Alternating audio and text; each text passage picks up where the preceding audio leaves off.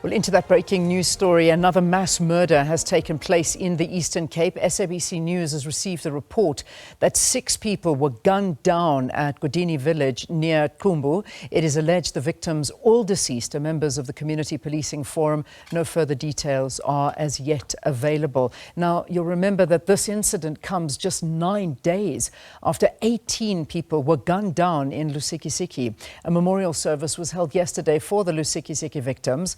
3 suspects are meanwhile expected to appear in court today in connection with other crimes in Lusikisiki and have been identified as persons of interest regarding the Lusikisiki massacre. And for more on today's court appearance in Lusikisiki, we speak to our reporter Lerato Fekisi.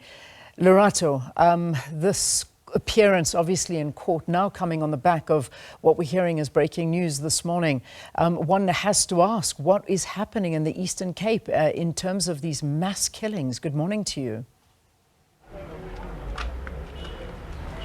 Absolutely terrifying just to hear, like you said this morning, that 6 people in Godini village near Qumbu allegedly are victims who have passed on through another mass murder. And like you said, this comes literally not even less than 2 weeks ago where 18 people were murdered. And it really is a huge concern, and that within 18 days after such a huge mass murders, now allegedly 18 days after that, 6 victims from the CPF are allegedly dead also through a mass murder. And we are still waiting for the police to give us more information. We'll ready the information as it comes. But this morning, Leanne, we are outside the Lusikisiki court where the 3 suspects that were arrested in connection with various criminal activity here in Lusikisiki will appear in court. Like you said, these 3 aren't directly linked to the mass murder, but Police Minister Senzo Mchunu did say yesterday that these 3 could be people of interest that could help assist the police to link them to the culprits of this case. But Minister Mchunu really confirming yesterday that the people arrested this morning or arrested and also appearing in court this morning are not directly linked to the mass murder, but could be people that are leads and also people of interest that could help the police to piece together this case and give a proper arrest to the real culprits behind this vicious mass murder.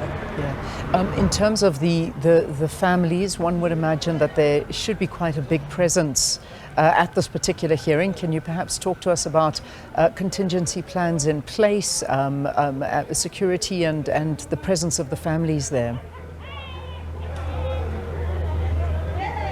Some of the family members did express that they will be at the court. Police Minister Senzo Mchunu said that Ngobozana village where this tragedy took place, they've intensified police visibility here, and also around the court there will be high visibility because obviously it's quite an interested case from the community. But members of the families affected said that they will send representatives because you understand that this coming Saturday on the 12th there's going to be a mass burial for 11 members that died from that tragedy. So family members are obviously can't all come. They're busy preparing for funerals which take place as early as this week Saturday, but they've sent representatives, and Police Minister Senzo Mchunu did say they're going to intensify police visibility here around court and also especially in Ngobozana after this fatal killing last week.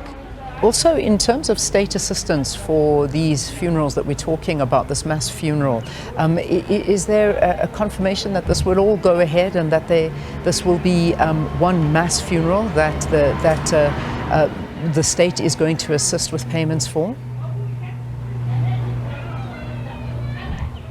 Just in terms of the funeral arrangements, from what I understand, speaking to the family members, 11 members of the deceased come from Ilali called Labase, which the number of the deceased come from there. So all the family members from there have decided themselves to hold a mass funeral. I don't know at this stage if the state is funding that funeral. From what I understand, it's the community coming together because 11 members come from that specific location. So they've decided to club together and bury their loved ones. And then other funerals will take place next week Monday, so I don't think it's an issue where the government is saying we're funding funerals, but I am aware that throughout the week and throughout the entire ordeal, the Eastern Cape government has provided a socio-economic support in terms of food parcels. They've also assisted in terms of funeral arrangements and coverage for those that don't have funeral policies. But from what I understand, Leanne, the community members and also family members are clubbing together to hold the mass funeral on Saturday for the 11 deceased, and then other family members will hold their own funerals where these people come from. All right. Lerato, just quickly, the time that this begins, what time are we expecting proceedings to start?